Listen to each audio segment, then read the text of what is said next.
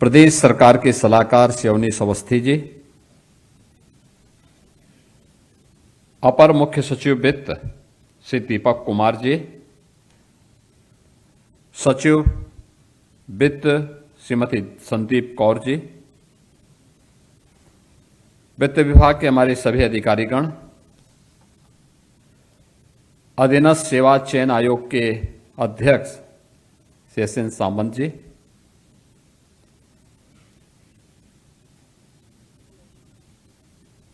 अधीनस्थ सेवा चयन आयोग की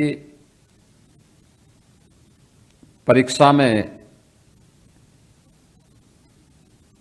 सफल हुए अभ्यर्थियों के नियुक्ति पत्र वितरण के लिए आयोजित आज के समारोह में उपस्थित हमारे सभी नवचयनित लेखा परीक्षक, उनके परिवार के सदस्य और उपस्थित बहनों और भाइयों, मैं सबसे पहले आप सभी नवचयनित लेखा परीक्षकों, जिन्हें सहकारी समितियों के पंचायती लेखा परीक्षक के रूप में और स्थानीय निधि लेखा परीक्षक के रूप में देश के सबसे बड़े राज्य में कार्य करने का अवसर प्राप्त होगा, आप सबको मैं इस पूरी चयन की प्रक्रिया में नियुक्ति पत्र वितरण के लिए आयोजित इस समारोह में हृदय से बधाई देता हूं। आप सबके प्रति मैं अपनी शुभकामनाएं देता हूं। आपके माता पिता, आपके परिवार के सदस्यों, आपके मित्रों, शुभचिंतकों, इन सब का सपना साकार हो रहा है। इस साकार हो रहे सपने के लिए मैं आप सबके प्रति अपनी शुभकामनाएं देता हूं। मैं धन्यवाद देता हूं अधीनस्थ सेवा चयन आयोग को, जिन्होंने इस पूरी प्रक्रिया को पूरी निष्पक्षता के साथ, पूरी पारदर्शिता के साथ संपन्न किया है और आज आप सबको ये नियुक्ति पत्र वितरण के समारोह के साथ जुड़ने का अवसर प्राप्त हो रहा है। आपने बदलते हुए भारत के बदलते हुए उत्तर प्रदेश को देखा है। 2017 के पहले का उत्तर प्रदेश क्या था, 2017 के बाद का उत्तर प्रदेश क्या है, ये किसी से छुपा हुआ नहीं है। लेकिन ये केवल बदलाव किसी एक क्षेत्र में नहीं हुआ, हर एक क्षेत्र में। और जिस क्षेत्र में उत्तर प्रदेश सरकार ने बेहतरीन प्रदर्शन किया है, उसमें सुरक्षा और कानून का राज हो, ये किसी भी सरकार की प्रायोरिटी होती है। लेकिन बेहतर वित्तीय प्रबंधन और वित्तीय अनुशासन, यह भी उत्तर प्रदेश ने इस दौरान करके दिखाया। अगर वित्तीय प्रबंधन नहीं होता, उल जलूल खर्च होता, बिना किसी बजट के पैसे को रेवड़ियों के भाव बांटने की प्रवृत्ति होती, बिना वित्तीय अनुशासन का पालन करते हुए हम अनावश्यक कर्ज लेकर के उत्तर प्रदेश के लोगों को उस कर्ज के बोझ के नीचे दबाए होते, तो आज उस बीमारू राज्य को, जो बीमारू था 2017 के पहले, जिस उत्तर प्रदेश को कोई 2017 में कोई बैंक, कोई वित्तीय संस्थान कर्ज देने को तैयार नहीं था, उस उत्तर प्रदेश को हम आज भारत का रेवेन्यू सरप्लस प्रदेश नहीं बना पाते, नहीं बना पाते। हमने वित्तीय अनुशासन का पालन भी किया है, बेहतर वित्तीय प्रबंधन का काम भी किया है, और इसके लिए वित्त विभाग की टीम, स्थानीय लेखा और पंचायत लेखा से जुड़े हुए जो परीक्षक हैं, वह भी वित्त विभाग की टीम का एक इंटरनल पार्ट होने के नाते उन्होंने उस वित्तीय प्रबंधन को बनाने का प्रयास किया और उसी का परिणाम है कि हम लोगों ने उत्तर प्रदेश की अर्थव्यवस्था को 3 गुना करने में सफलता प्राप्त की, प्रति व्यक्ति आय को 3 गुना करने में सफलता प्राप्त की, उत्तर प्रदेश के बजट को उत्तर प्रदेश के आकार के अनुरूप 3 गुना करने में सफलता प्राप्त की। और आज परिणाम है, मुझे याद है 2017 में हमारी नई नई सरकार आई थी। सरकार आने के बाद खजाने में पैसा नहीं था। हमें ढेर सारी चुनाव के दौरान जो बातें कही गई थी उनको आगे बढ़ाना था। मैं भौचक था कि कोई भी बैंक का चेयरमैन या सीएमडी मेरा फोन उठाने को तैयार नहीं था। यानी उत्तर प्रदेश को कर्जा नहीं देना है, क्योंकि उत्तर प्रदेश की छवि 2017 में ऐसी नहीं थी कि उत्तर प्रदेश को लोग कर्जा दे सकें। मैं परेशान था, कैसे चलेगा इतनी बड़ी आबादी का राज्य। और उस समय जब हम लोगों ने फिर कार्य करना प्रारंभ किया, मैंने उसी समय तय किया था कि भाई बैंक से पैसा नहीं लेंगे, किसी वित्तीय संस्थान के सामने नहीं जाएंगे, अपने रिसोर्सेस बढ़ाएंगे, वित्तीय अनुशासन को ठीक करेंगे, बेहतर वित्तीय प्रबंधन का उदाहरण प्रस्तुत करेंगे। परिणाम क्या है? आज उत्तर प्रदेश सरकार कोई बड़ा प्रोजेक्ट लेके आती है। आपने देखा होगा अभी गंगा एक्सप्रेसवे, जो देश का सबसे बड़ा एक्सप्रेसवे, लगभग 600 किलोमीटर लंबा है।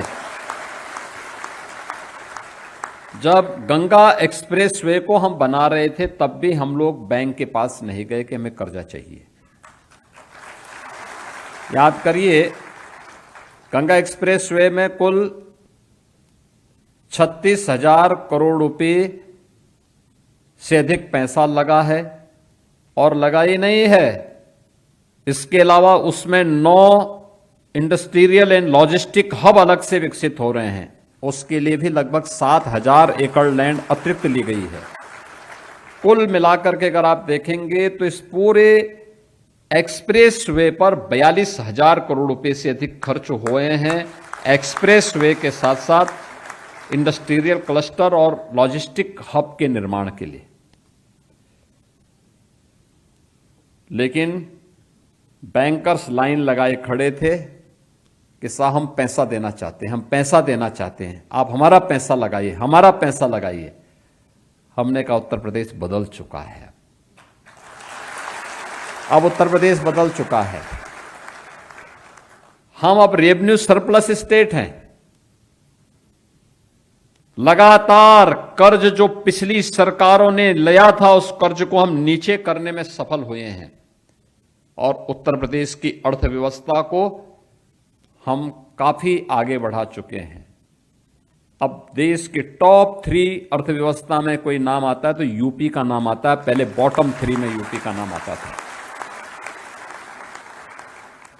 अब उत्तर प्रदेश में हर व्यक्ति निवेश करना चाहता है, हर वित्तीय संस्था ने आना चाहता है। याद करिए कितनी बड़ी भूमिका आपकी है। अगर यह वित्तीय प्रबंधन और वित्तीय अनुशासन नहीं होता, हम कुछ नहीं कर सकते थे। मनमानापन होता, लूट मची होती, हर व्यक्ति तबाह रहता, सुविधाएं लोगों को नहीं मिलती, बिजली नहीं मिलती, चलने के लिए सड़कें नहीं मिलती।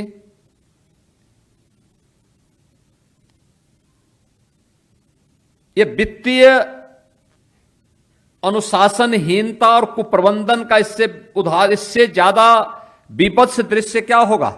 आप लखनऊ में जब यहां से निकलते होंगे, सामने एक बिल्डिंग, ऊंची बिल्डिंग दिखाई देगी आपको, उसको कहते हैं जेपीएन सेंटर।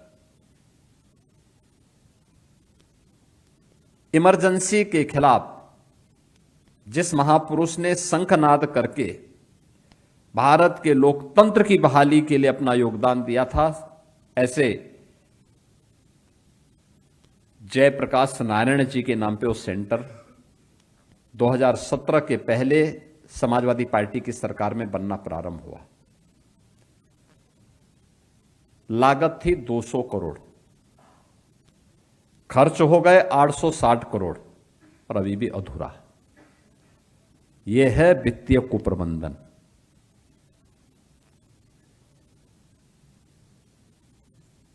पैसा किसी व्यक्ति और सरकार का नहीं, पैसा है राज्य की जनता का।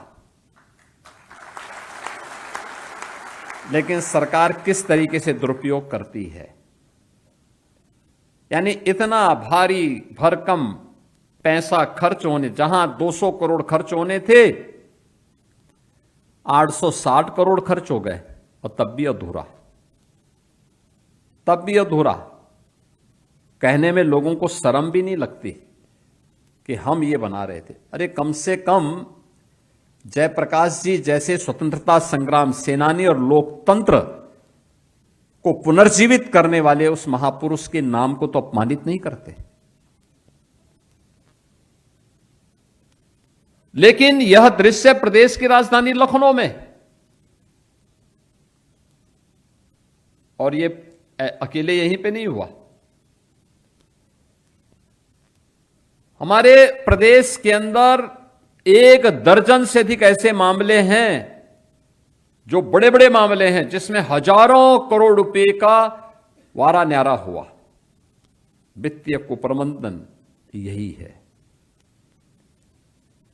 और उस वित्तीय कुप्रबंधन को सुधार करके उत्तर प्रदेश को एक वित्तीय अनुशासित और वित्तीय प्रबंधन के अधीन व्यवस्थित रूप से आगे बढ़ाने का परिणाम 17 के बाद हम सबको देखने को मिल रहा है।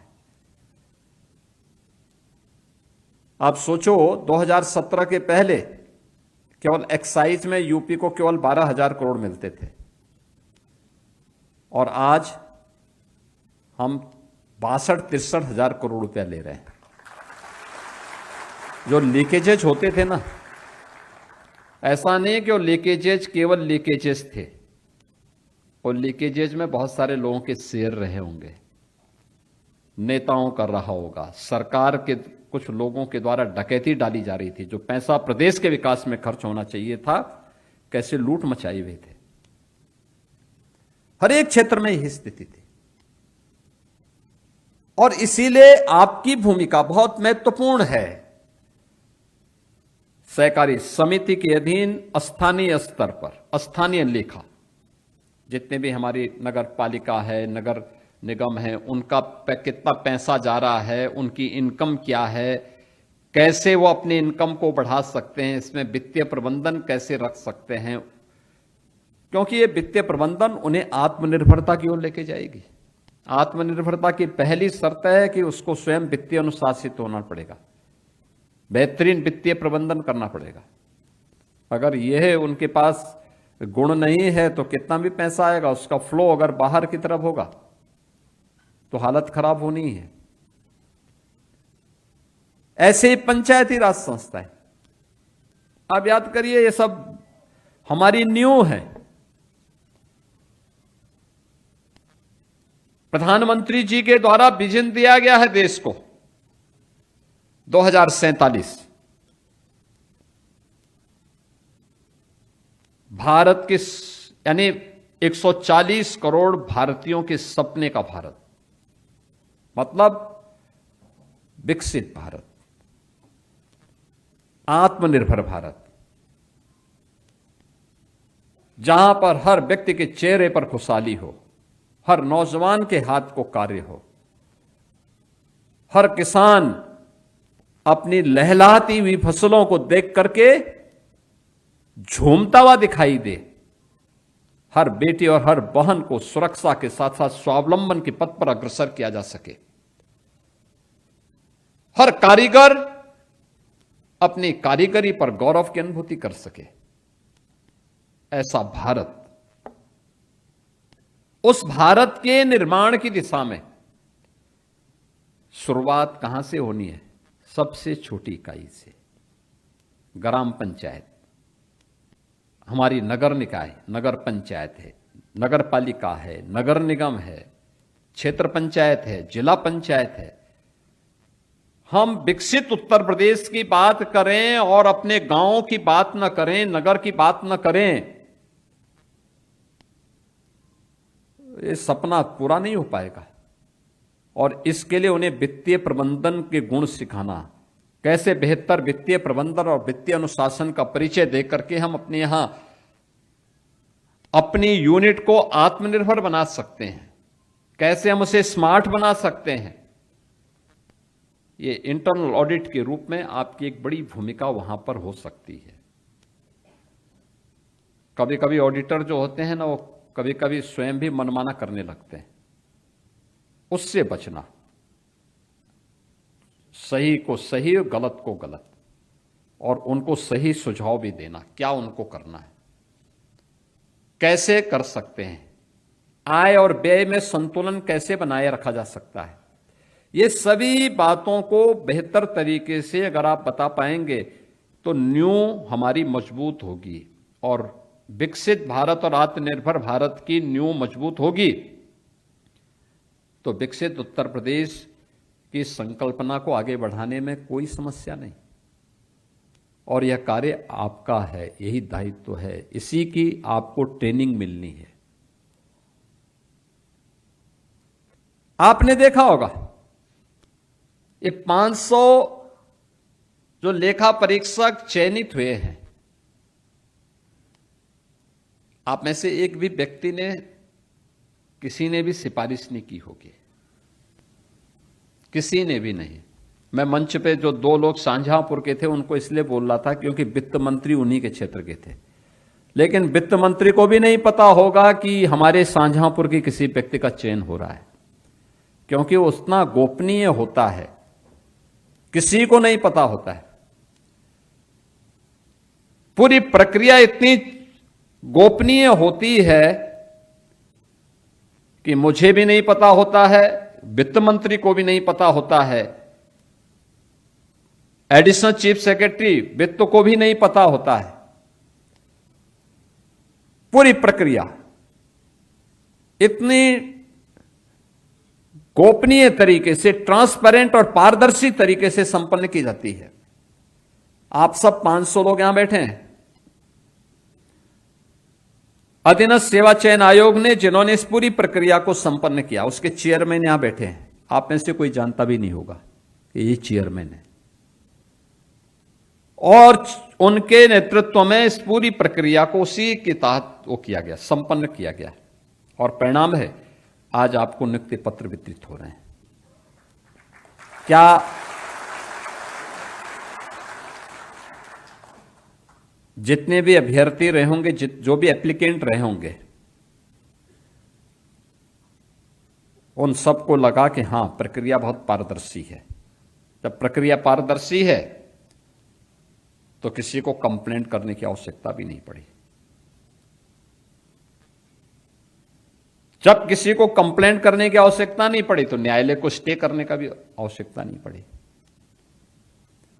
17 के पहले ऐसा नहीं था। देखिए 17 के पहले होता क्या था, कोई परीक्षा होनी है, वो कोई भी हो, नीट के नाम पर जो उस समय की यहाँ पे मेडिकल की परीक्षा, मेडिकल इंट्रेंस की होती थी,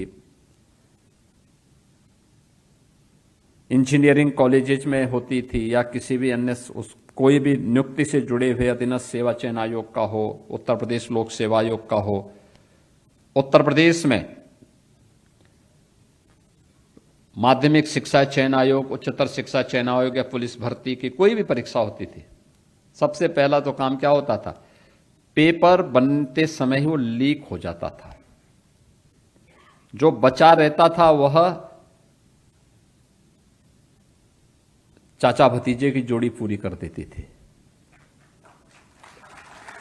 कोई गुंजाइश छोड़ते नहीं थे, हर एक जगह से कुछ ना कुछ सोची जाती थी, और बाकी जो कुछ बचता था तो वही चेयरमैन तो सबके बॉस हो गए। तो उस पूरा की पूरी वो कहता था कि अगर फलानी जगह से इतनी सूची आई तो उसका 10 गुना मैं भी कर लेता हूं। होता क्या था, 50 सीट होती थी, वो पता लगा कि 75 लोगों को भर्ती कर दे रहे हैं। अब फिर वो भी एक नया विवाद, फिर कोर्ट को स्टे करना होता था। सफर कौन करता था? यूपी का नौजवान सफर करता था, यूपी का नौजवान। आज आपने देखा होगा इस परीक्षा में हर जाति, हर क्षेत्र,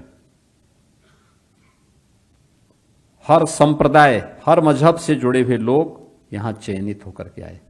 हमारे तो गोरखपुर का भी एक सरदार नौजवान ऑडिट बना है, गोरखपुर का है। लखनऊ की एक बेटी का चयन हुआ है, वो मुस्लिम है।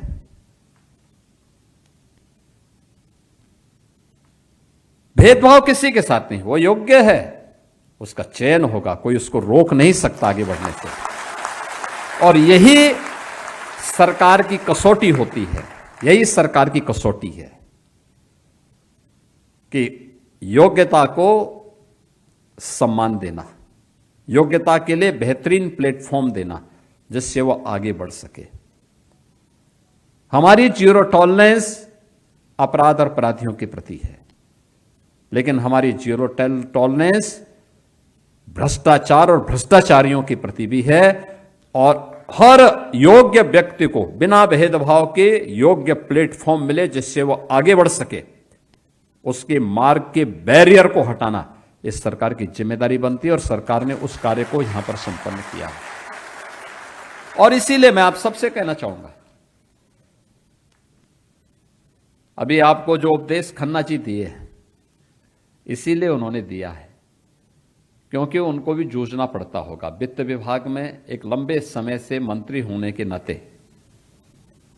और हमारे सबसे बुजुर्ग विधायक भी हैं।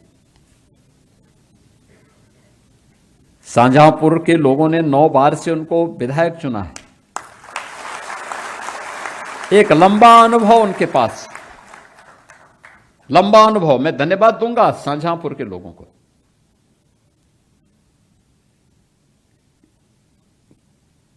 क्योंकि उनके उस अनुभव का लाभ शाहजहांपुर को मिलता है।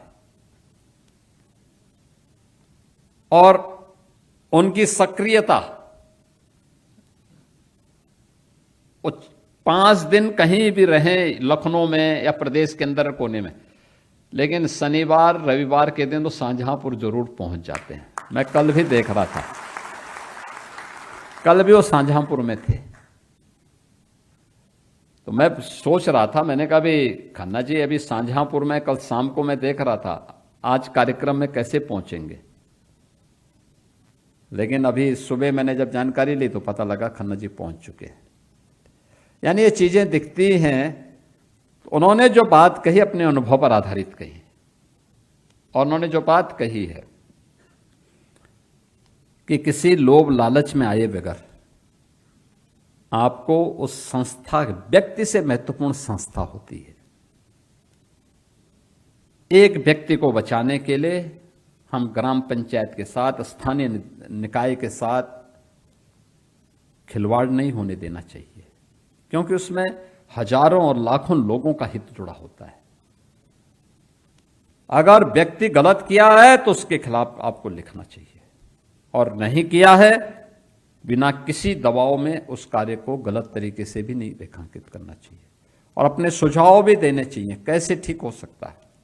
सही तथ्य, ऑडिट सही हो, इसकी बड़ी भूमिका होती है। यह बेहतर वित्तीय प्रबंधन को और वित्तीय अनुशासन को आगे बढ़ाने में एक मदद कर सकता है, स्थानीय स्तर पर लोगों को और प्रभावी बना सकता है। और उस दिशा में सरकार चाहती है कि एक प्रयास आगे बढ़ सके। मुझे प्रसन्नता है इस पूरे मामले में कि सहकारी समिति और पंचायती लेखा परीक्षा में जो 371 अभ्यर्थियों का चयन हुआ, उनमें 78 महिलाएं हैं। और स्थानीय निधि लेखा परीक्षा में कुल 124 में से 25 बेटियों ने स्थान प्राप्त किया है। ये चीजें बढ़ती हैं कि अब उस सेक्टर में भी अच्छा रुझान बेटियों के लिए है और उन्होंने उस स्थान को वहां बनाया है। मैं आज के इस अवसर पर आपसे यही कहूंगा कि विकसित भारत के संकल्पना को आगे बढ़ाने के लिए हम सबको मिलकर के एक विकसित उत्तर प्रदेश के निर्माण में अपना योगदान देना है। जिस निष्पक्ष और पारदर्शी तरीके से सरकार आपको नौकरी उपलब्ध करवा रही है, आज उसी का परिणाम है। हम 9 लाख से अधिक लोगों को नौकरी दे चुके हैं। कल भी हम लोगों ने नियुक्ति पत्र दिए थे। लगातार पिछले 1 महीने में चौथा या 5वां नियुक्ति पत्र वितरण का कार्यक्रम है। ये लगातार चलेगा। 9 लाख से अधिक भर्ती हम कर चुके हैं सरकारी नौकरियों में। कोई उंगली नहीं उठा सकता, कोई व्यक्ति उंगली नहीं उठा सकता। सरकार की नीतियों के कारण आज एमएसएमई सेक्टर में 3 करोड़ लोग रोजगार प्राप्त कर रहे हैं।